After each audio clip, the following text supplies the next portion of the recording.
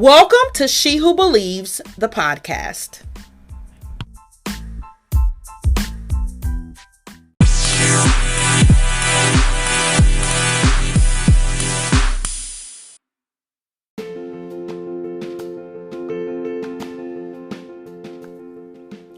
Well, it's time for our declaration, and it comes from Luke 1 and verse 45.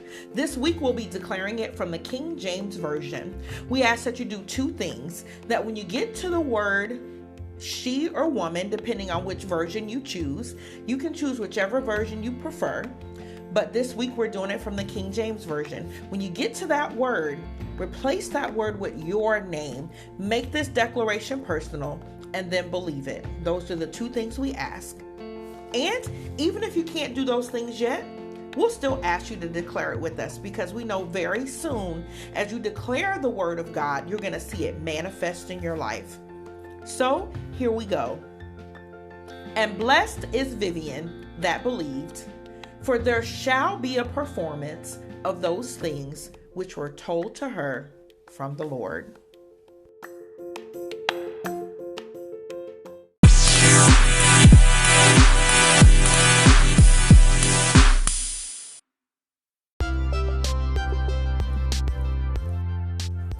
Great day. You're listening to the podcast She Who Believes, and I am your host, Vivian Bell, and I am indeed She Who Believes. So this week's podcast is entitled For You. We all like to hear those words, right? Hey, this is just for you. Always makes us feel kind of special. Well, when the word testimony is said, it can bring a myriad of mixed emotions. Now, for some of you, when I said that word, immediately you thought of a funny video from social media, or maybe a not so great experience while you sat in the audience and listened to an uncomfortable testimony that was shared. Maybe you remember the testimony that shook you and changed your perspective on your life, making you realize just how blessed you are. Whatever the word brings you, I want to encourage you to allow it to bring you to a place of praise, a place where your heart is most grateful. Now, I'm learning more and more that it is often the very things that we would have opted out of that become the greatest testimonies in our lives. For me, I would have opted out of divorce, but I wouldn't be the woman, mother, or friend that I am today. Now, I'm not co-signing divorce or telling you to leave your spouse. Marriage is sacred. It's the only thing in the Bible that I found that God references his love towards the church by. He compares it to marriage. It matters to God. But what I am saying to you is that the very thing that I did all that I could to avoid, it was the very thing that actually saved my life, both physically and spiritually. I would have also opted out of being a single mother. It was one of my greatest fears. Yet, I believe it made me a better parent and definitely taught me to lean on God. It taught me to trust him more, and the freedom in letting go and letting God, I would have never discovered it in the way in which I did. It was the place of both these things that I began to understand God's love for me. I would have chosen different things for my life, but God had a different plan, and I'm so grateful that he did. Much like the Shunammite woman in 2 Kings chapter 4. When the servant Elisha asked her what he could do for her, she went on to tell him that basically she needed nothing from him, that she was content with the life she had. She told him, hey, I have everything. I live here among my people. I know the king, I'm good. I've got good relationships. I've got the connections.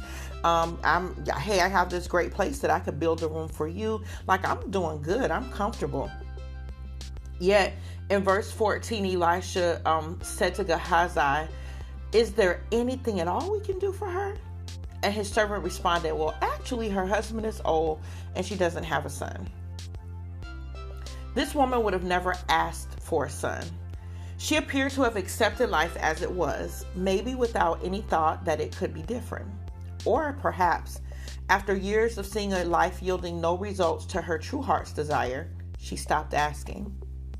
But whatever the reason, God gave her, without her asking, a son that the next year she held in her arms. Now, we all know, well, I won't say we all know. I often say that, and I often hear that, because sometimes we forget and assume that everyone is in the same place spiritually. And I could probably say that a little bit better. We often assume because we were raised a particular way that others have an understanding that we have, whether it's about the Bible, whether it's about financing, whatever it is. Sometimes we have misconceptions, or we forget that everyone isn't in the same boat. We haven't come up the same way. It's funny because I was reminded of that recently, having a conversation with my daughter. I said to her, I tried to keep you guys from having to experience some of the things I experienced in life, but I forgot that those are the things that taught me the things I know. So anyway, back to the woman and Gehazi and the prophet and her son. So as we stated, later the next year she had a son. But later in this story, we know in 2 Kings that her son died. But see, the thing I love the most about this story is that this woman did not accept his death. She wasn't delusional. She just didn't accept it. The son, the desire of her heart that she had stopped praying and believing for, he had died. It would have been so much easier for her to give up at this point and to just bury him. She could have accepted this and became bitter. She could have said, I knew this was too good to be true. She could have decided, well, at least I knew what it was like to have him for a short period of time. But oh no, not this mama. She laid him on the bed of the man of God and said nothing to no one. Sometimes when we're in the midst of a situation, we're in the midst of seeing a promise die, or we're in the midst of believing God to revive a promise, or we're just believing God for a miracle. Sometimes the best thing we can do is say nothing to people on a human level, on this earthly level, and speak only to God, or someone who's on a journey to know God, a man of God, a woman of God. But to say, sometimes it's to say nothing, but to just truly trust God. I've been in that season. I'm actually currently in that season. Been in that season for a little bit, and I'm loving this season.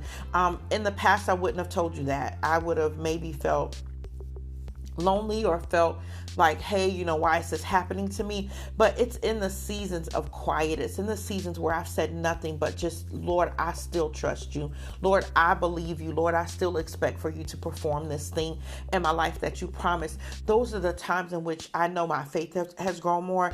And then I've seen God do miracles beyond measure, because also you don't give way for people to speak into your ears. There were people might have said to her, girl, this boy's dead. Like, what's wrong with you? You're delusional. They might have even refrained her from going to the man of God. She would have missed her miracle. So anyway, we want to use some discernment, but she said nothing to no one. She closed the door, placed him on the bed of the servant. This woman didn't even tell his father. She saddled an animal and told her servant to not slow down unless she told him to. And there's nowhere in the Bible where it says she told him to slow down. She was not going to stop until she found the man of God, brought him back with her, and made him give her back her promise. And well, he did just that. He returned with her, and he raised her son from the dead. I would usually stop at this point in the story. I actually have in the past, even right here on this podcast. But today I'm going to go a little further. I'm going to go into chapter 8, verses 4 through 6. You see, in this portion of the story, it seemed like it was over. Well, he gave her a son she stopped asking for. The son died. He brought him back to life. He thought that was the end. Just like for some of us, we've lived through things that we actually have a testimony of, and we think, well, that's the end. But see, God knows best, and he knows more, and he sees the full picture. This testimony ended up coming up as the king was speaking with Gehazi, and he said, he knew he was the servant of the man of God, and he said to him, tell me some things about Elisha. Fill me in on all the wonders he has done. So Gehazi told the king everything. Just when Gehazi got to the part about Elisha bringing this woman's son back to life, the boy's mother walked in. She needed to speak with the king because her house and her field had been taken away from her. Well, when Gehazi saw who she was, he was excited, and he said to the king, my lord, my king, this is the woman that I'm telling you about right now. This is her. And the king said, well, he said to the woman, is this true? Can you confirm this story? And she said, of course. And she told him everything. And when she did, The king was delighted by this story, and he gave her an assignment. He gave an assignment to one of his officials, a eunuch, on her behalf. And he said, give this woman back her house, her fields, as well as all the earnings of her field that were harvested from the day that she left until now. Well, that was the voice version of 2 Kings 8, 4-6. I shared this story with you today because I want you to know that the very thing you may be running from, hiding from, or denying to be your heart's desire may be the very thing that saves you. You see, not only did this woman not ask for this, and she experienced this great blessing from God, this miracle, but she also had a testimony that saved her in the end. So God gave her a miracle, he gave her the desires of her heart, and he gave her a testimony, all in one thing. The testimony of what God has done for you may be the very thing that draws others to Christ. This woman didn't tell her own story, but the story was being told about her as she walked into a room where she needed some decisions to be made on her behalf, in a room where she needed the tide to turn for her. This was no coincidence. This was the perfect timing of God. Trust that everything that you have been through or may be going through has purpose. It is designed just for you, to grow you, to heal you, and to bless you. Do not be afraid of your testimony. It was created just for you, to bring God glory and honor. I want you to be at peace, to remember to celebrate you because you are fearfully and wonderfully made in the image of Almighty God. Remember that He has done something just for you. So be sure to stretch your faith, for you are blessed. And the word says that blessed is she who has believed.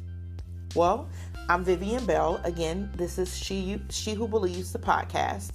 And I have been overjoyed to just be with you this week. And I look forward to meeting you back here next week. See you then.